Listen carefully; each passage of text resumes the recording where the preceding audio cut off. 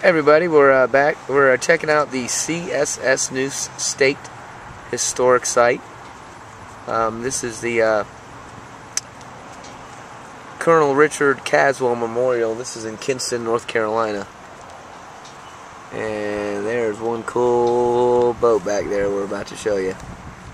So check it out. So as you enter the park, there's a memorial right at the entrance. It's pretty neat. It's for the Korean and Vietnam War veterans. See at the bottom, it's got all the different branches of the military. It says dedicated to the people of Lenore County who served and to those who gave their lives in sacrifice for our country. In Vietnam, looks like there's about 15 names there. And Korea, probably about 10 names there on that side. Coat of arms there. So here we are, right next to the CSS Neuse, and before you walk up to it, it talks about the story of the CSS Neuse, part of the North Carolina Civil War trails. Basically says, font's really small, so I'll read it for you.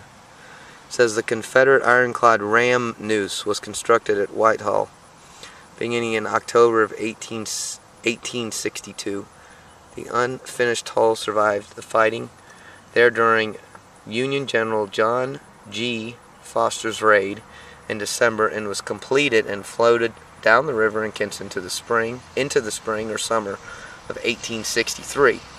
It was docked at an area known as the Cat Hole, then outfitted with engines, an iron plate, and armament. In April of 1864, Neuse was ordered to aid the Confederate General Robert F. Hoke in his attempt to recapture New Bern. The vessel ran aground on a sandbar, however, and could not proceed. A month later, the Neuse was freed and returned to its docks, where it remained for 10 months.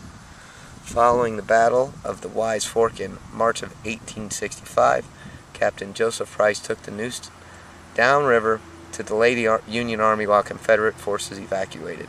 The evacuation complete, the crew set fire to the Neuse and abandoned her. The scuttled vessel sank to the river bottom, where it nestled for nearly a century. No serious efforts were made at uncovering it until 1961. For 3 years, salvagers worked to dig it out of the mud. 3 years they dug this thing out of the mud. In 1964, the state of North Carolina took possession of the gunboat and developed it as a tourist attraction and a state historic site. So here's a picture of them doing some excavation in the 1960s.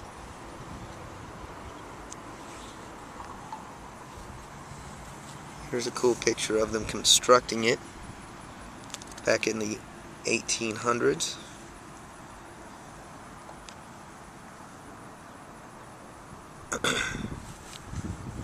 This is them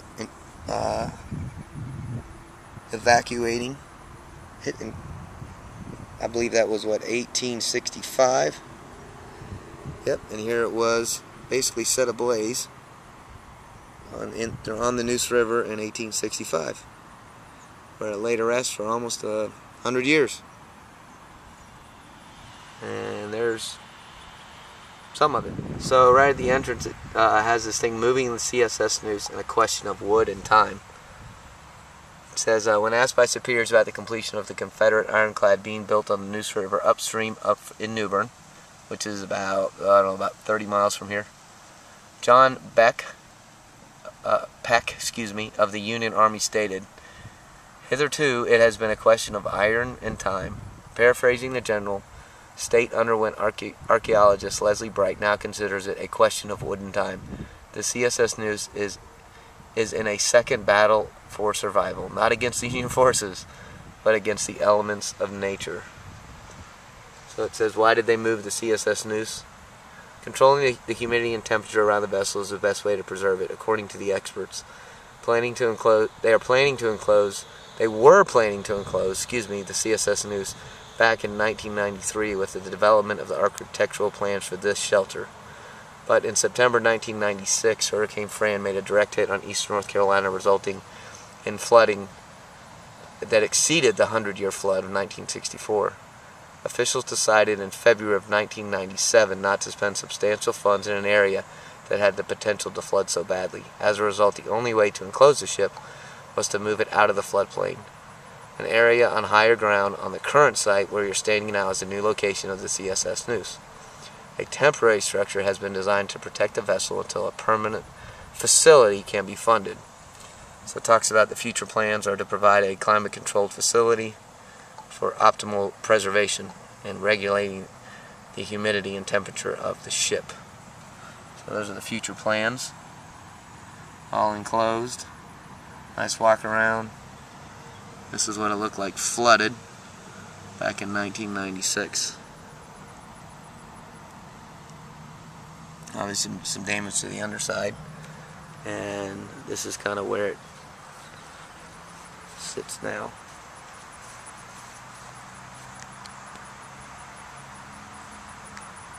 Yeah, it is an old hull. I don't know how well you can see it, but there's an old cannon right there, and another big piece of the hull over there.